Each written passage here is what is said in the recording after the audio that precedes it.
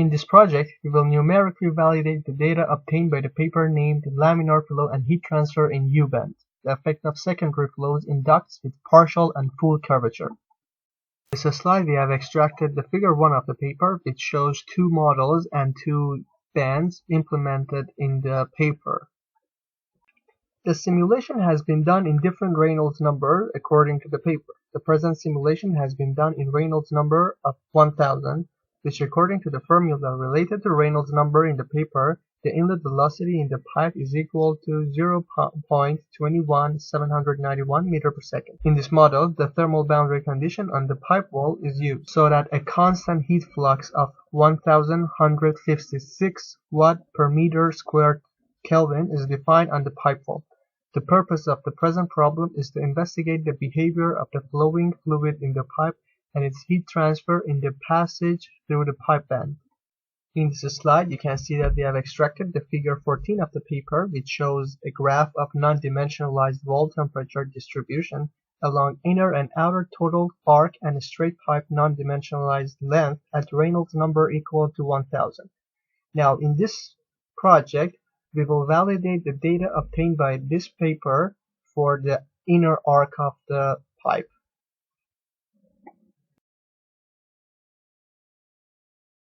Geometry of the present model is drawn using Design Modeler software. This model consists of a tube consisting of a bend. The bend is in the form of two knees connected to each other. The diameter of pipe is equal to 0.01 meter, and the radius of the curvature of each elbow is equal to 0.015 meter. Meshing of the model has been done using ANSYS meshing software, and the mesh type is structured. The element number is equal to 2,268,000. Under the General Setup tab, you can see different buttons from scales to units. By clicking on a scale, a new window will appear showing you the dome and extents of your geometry. Also, under the view length unit section, you can see the default geometry units, which is meter in this project. Also, under the scaling section, under the mesh was created in, you can change the settings in order to activate the scaling factors beneath that. For example, your geometry and mesh was designed in a software which its default unit was millimeters. By activating these scaling factors, you can change this factor to your desired factors in order to set the length to the appropriate unit. By clicking on check button, you will see that under the console tab, the Fluent software will start to check your mesh for any errors. Also, by clicking on report quality, again in the console tab, the Fluent software will give you the quality report for your mesh. For example, you can see the maximum aspect ratio of your mesh, maximum orthogonal quality, and etc. By clicking on display button, a new window will appear which you can see different parts of your geometry. Now in the appear window, which shows you the names of the different parts of your geometry, you can click and select each part and then click on display so that the software will show you that part.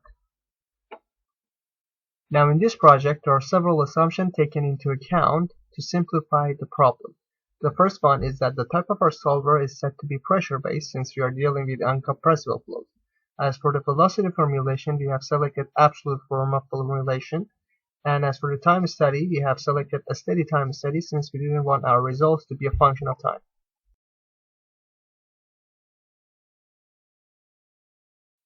As you can see, after double-clicking on the energy button, in the appeared box, we have enabled the energy equation since we want to account for the temperature changes in our computational domain.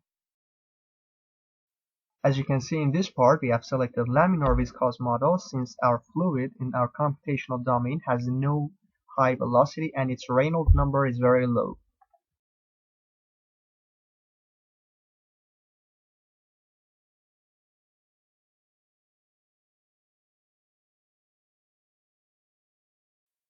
If you expand the fluid section under the materials, you can see that a new material has been defined. If you double click on the fluid number 1 material, you can see that a new window will appear. In the appeared window under the properties section, you can see that we have defined this material based on the information provided in the paper. You can also add a new material to the software by right-clicking on the fluid and then selecting New.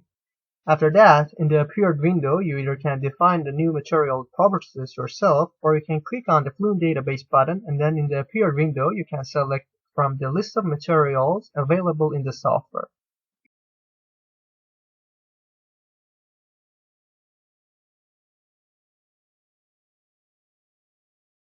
After defining the material, all you have to do under the cells and condition is to change the material name from air to fluid in that part.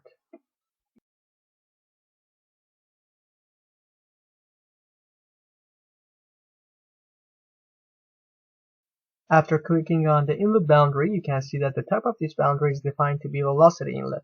By clicking on Edit, a new window will appear. In the appeared window, you can see that under the Momentum tab in front of the Velocity Magnitude section, we had defined the specific value for the velocity. This was previously explained about why we have set this value.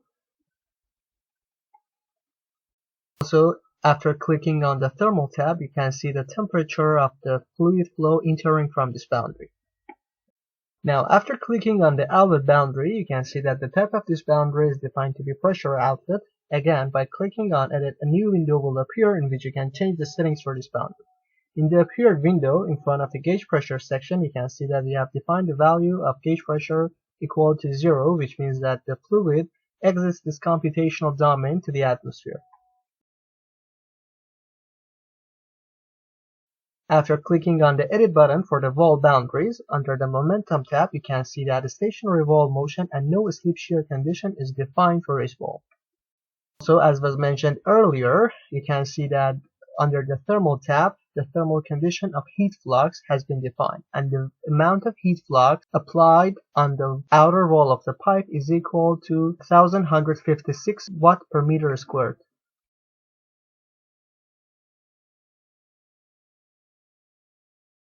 After double-clicking on the method, you will see that a new window will appear showing you the pressure-velocity coupling. Also, you can see that the spatial discretization methods are shown in this window. Also, you can change this discretization into other formats, like you can change them into first-order advent and the other options available for each variable under their combo list. And for the simple pressure velocity coupling, the simple algorithm is kind of an iterative solver which uses a relationship between velocity and pressure corrections to enforce mass conservation and to obtain the pressure field. We may also change the under relaxation factors. These factors may be between 0 and 1. Based on the simulation and the project we are doing, we may change these under relaxation factors. But remember that the values set in here are the recommended values for the project, and we highly recommend you to not change these values.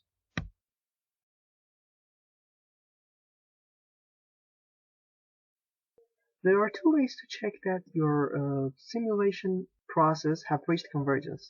Alongside the checking the residuals reaching and nearing the 0, you may define some report to make sure that an equation have reached convergence. For example, by just right-clicking on the report definition, going on the New, you are able to choose between different reports. For example, you can define a mass flow rate report on an arbitrary boundary based on your geometry and your simulation. You are able to see whether this mass flow has reached a constant value or not.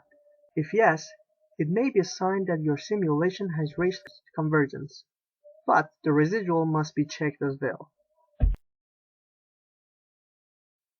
After double-clicking on the Residuals button, a new window will appear. In the Appeared window, you can see the absolute criteria for equations like continuity, x velocity, y velocity, and so on.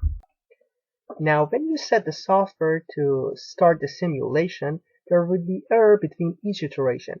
Now, if that error is less than these criterion, It conveys the meaning that that equation has reached convergence.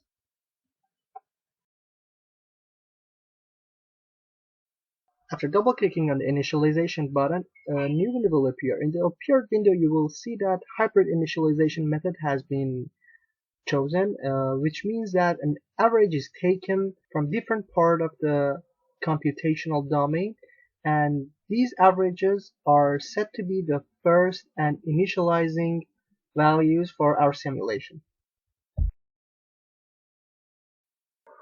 After double-clicking on the Run Calculation button, you will be able to change the total number of iterations you want your simulation to progress. After defining the number of iterations, by clicking on the Calculate, the simulation will start.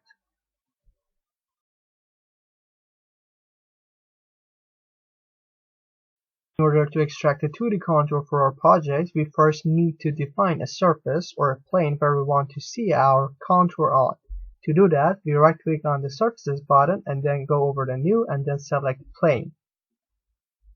In the appeared window, under the Method section, we select XY plane, and under the Z, we enter the value of 0, which refers to the surface of inlet and outlet sections. Plane, we right-click on the Contours button and then select New. In the appeared window, under the Contours section, we select our desired variable. For example, in this slide, we have selected temperature.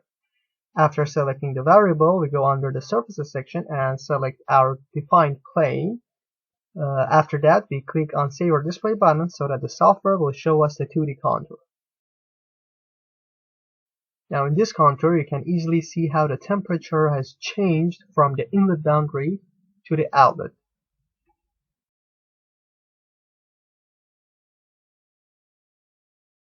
Also, in order to witness another contour, you just have to change the variable from temperature to any variable you want. For example, we have selected the velocity variable in this slide. Again, we select on the plane surface, and after that, we click on Save or Display button. Like the previous slide about the temperature contour, you can easily see the velocity distribution on the inlet and outlet boundaries. Also, you can compare these contours with the contours provided in the paper. Now, as was mentioned in the previous slide, we are going to validate the result obtained by the paper on the inner arc, which you can see in this graph.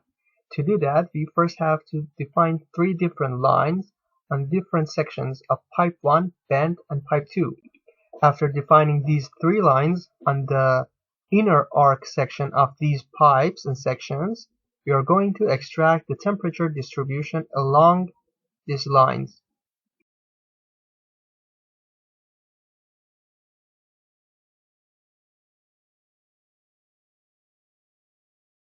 As for the lower pipeline or pipe 1 section, you can see that we have defined a line.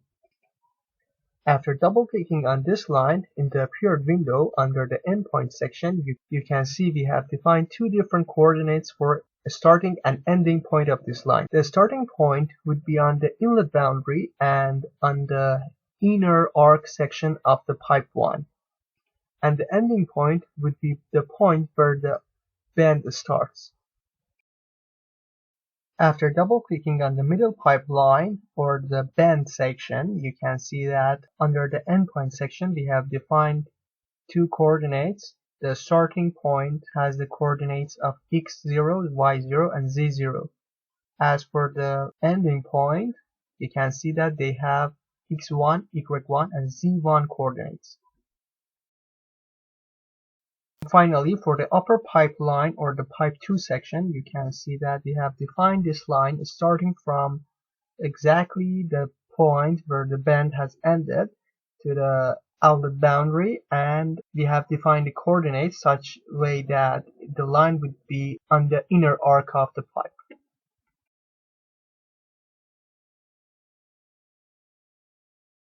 Also should be mentioned that in order to define a new line, just have to right click on the surfaces and then by going over the line or regs and clicking on it in the appeared window, you can define the endpoint coordinates, and after clicking on create, the software will create the line for you.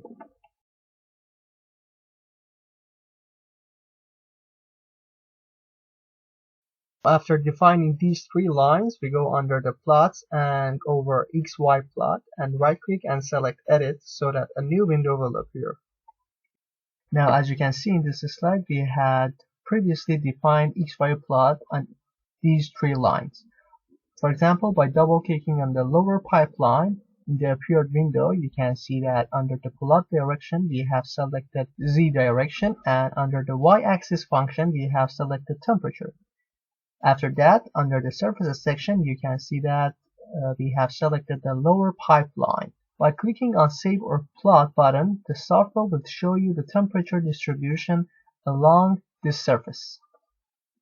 Also, it should be pointed out that in order to extract the data, just have to enable the Write to File option and then click on Write. After that, you can save the data, and after that, you can use that data for the non-dimensionalization process.